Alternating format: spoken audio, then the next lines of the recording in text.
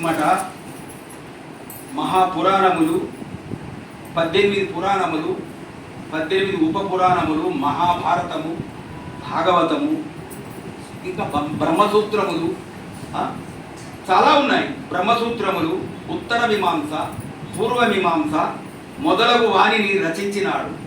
వేద వాగ్మయమునంతయు మనకు అందించిన మహితమూర్తి. అందులకే వ్యాసోచ్చిష్టం జగత్సర్వం.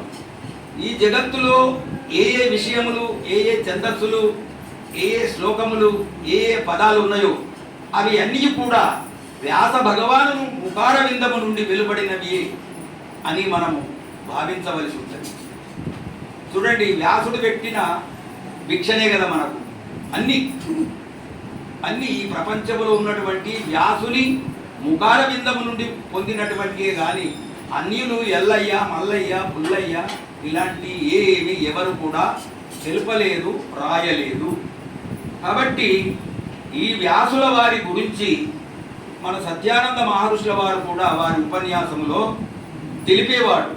ఈ లోకములో వ్యాస భగవానుడే అవతరించకపోతే, ఒకవేళ వ్యాస భగవానుడే అవతరించకపోతే మనమందరము కొట్టుమిట్టాడుతుండేటి వాళ్ళము. మనకు వ్యాస భగవానుడు అందించినటువంటి ఏ వేద వాంగ్మయం అంతున్నదో మనం ఎంతో జ్ఞానవంతులమైనవని మన మహర్షుల వారు, సత్యానంద మహర్షుల వారు ఉపన్యాసములో వ్యాస భగవానుల గురించి చాలా తీసుకునేవాడు. రామకృష్ణ పరమహంసుల గురించి, రమణ మహర్షుల గురించి,